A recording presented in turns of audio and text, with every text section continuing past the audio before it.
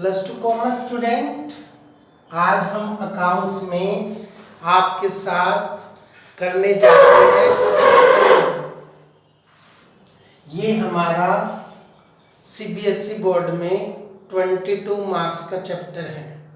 Company क्या है, company के पैसे हम कैसे गैदर करते हैं, कैसे हम उसको अकाउंटिंग सिस्टम में कन्वर्ट करते हैं। तो आपका ये चैप्टर इस साल आएगा, बीकॉम 2 में आएगा, सीए करोगे तब आएगा, सीएस करोगे तब आएगा, एमबीए करोगे तब आएगा।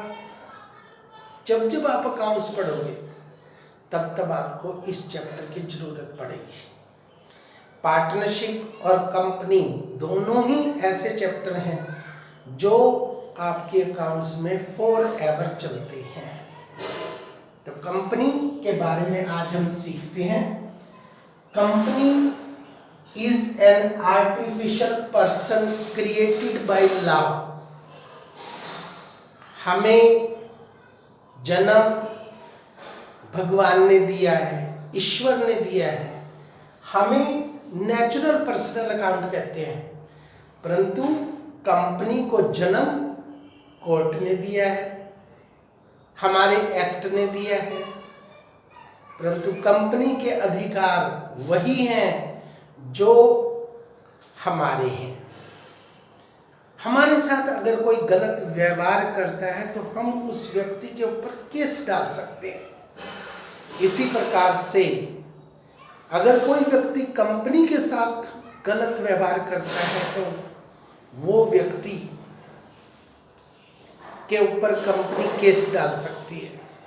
अगर कंपनी किसी के साथ गलत व्यवहार करती है तो वो व्यक्ति कंपनी के ऊपर डाल सकता है।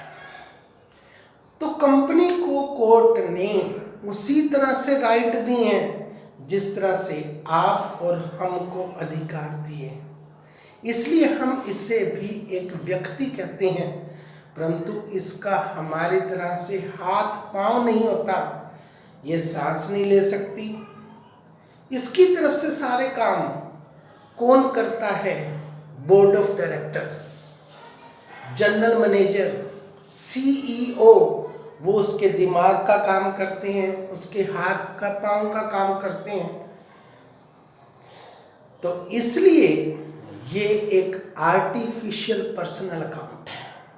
अब एक एग्जाम्पल देखिए। अब आप स्कूल में जाते हैं, आपने कोई भी सर्टिफिकेट पे साइन करवाने हैं, तो प्रिंसिपल अगर उस सर्टिफिकेट पर अपना नाम लिख देगी, अपने साइन कर देगी, इट इज यूजलेस। वो काम उसका पर्सनली तौर पर हो गया। परंतु आप सर्टिफिकेट पर पहले स्कूल की मोहर लगाते हैं, principal ST public school Narwana, ऐसे लिखती हैं और फिर साइन करवाते हैं, तो वो आपका सर्टिफिकेट वैलिड होगा, क्योंकि वो काम उस व्यक्ति ने, उस प्रिंसिपल ने स्कूल की तरफ से किया है। तो इसलिए कंपनी की अपनी एक कॉमन सील होती है। उस कॉमन सील का यूज करके ही बोर्ड ऑफ डायरेक्टर्स कंपनी की तरफ से काम करते हैं। इसलिए हम कहते हैं it is created by law having separate identity. इसकी अपने मालिकों से हटकर अपनी एक पहचान होती है, अपनी एक कॉमन सील होती है, अपनी एक मोहर होती है। बोर्ड ऑफ डायरेक्टर तो बदलते रहते हैं। जो बोर्ड ऑफ डायरेक्टर आएगा वो साइन करेगा, तो वो काम कंपनी की तरफ से माना जाएगा। तो ये होती है हमारी कंपनी, जिसके लिए हम सारा काम करते हैं। इसके लिए हमारा पहले एक्ट एप्लीकेबल होता था 1956। आजकल जो लेटेस्ट है वो हमारा एप्लीकेबल होता है 2013। तो आप डिफरेंट टाइप की कंपनीज देख रहे हैं। As per section 268 of company act 2013 में आप प्राइवेट कंपनी बनाएंगे। As per section 271 of company act 2013 इसमें पब्लिक कंपनी का निर्माण होता है। और एक लेटेस्ट आ गया as per section 262 of company act 2013 OPC 1 person company.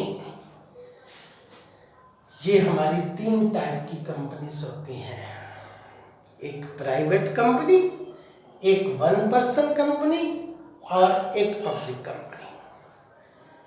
सबसे पहले हम चलते हैं प्राइवेट कंपनी में। प्राइवेट कंपनी में मिनिमम मेंबर 2 और मैक्सिमम मेंबर 200।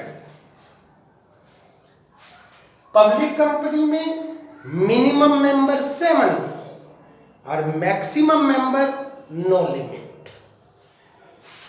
इसी तरह से आपकी 1 पर्सन कंपनी में मिनिमम और मैक्सिमम मेंबर 1 पर्सन, ये है ओपीसी। उसके बाद बच्चों हमारी जो कंपनी होती है, कंपनी की जो कैपिटल होती है वो छोटी छोटी यूनिट्स में डिवाइड होती है। The unit of total capital of company called shares. Company की कुल पूंजी का एक हिस्सा, एक यूनिट आपका शेयर कहलाती है। अब जैसे कंपनी की पूंजी है हमारी 50 लाख, 50 लाख को हमने डिवाइड कर दिया 5 लाख शेयरों में, तो एक यूनिट बन जाएगी हमारी 10 रुपए की। तो 10 रुपए का एक शेयर, एक यूनिट, ये हमारा कहलाएगा शेयर्स। और जो लोग इन शेयरों को खरीदते हैं उससे हम शेयर होल्डर कहते हैं।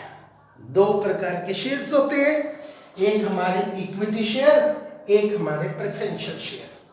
इक्विटी शेयर्स पर रेट ऑफ डिविडेंड प्रीडिटरमाइंड नहीं होता, लाभ की दर पहले से निश्चित नहीं होती।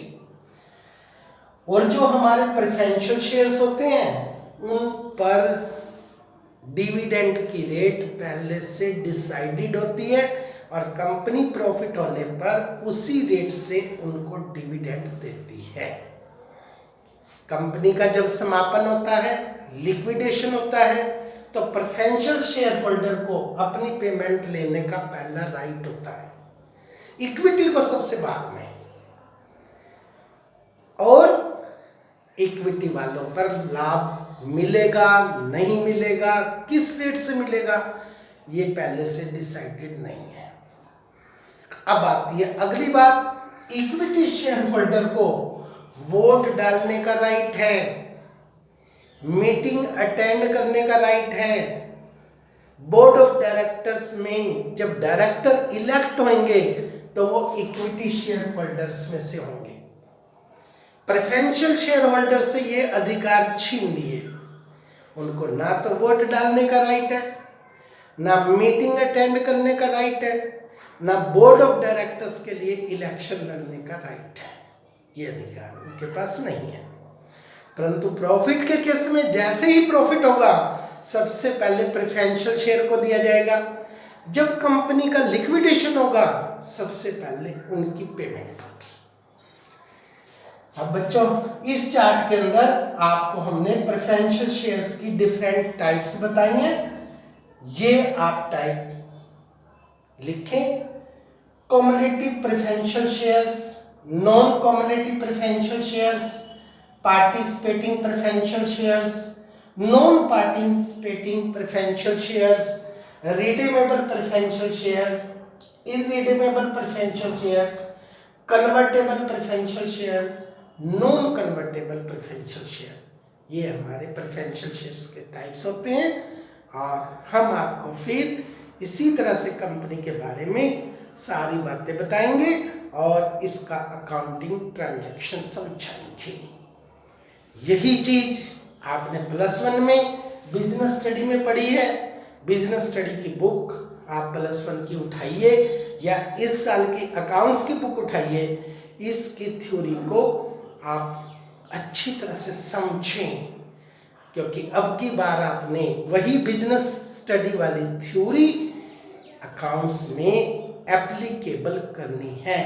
एक एक प्रेफरेंशियल शेयर के बारे में आपको नॉलेज होनी चाहिए कि कन्वर्टेबल प्रेफरेंशियल शेयर क्या है, नॉन कन्वर्टेबल क्या है, पार्टिसिपेटिंग क्या है, सारी बातें।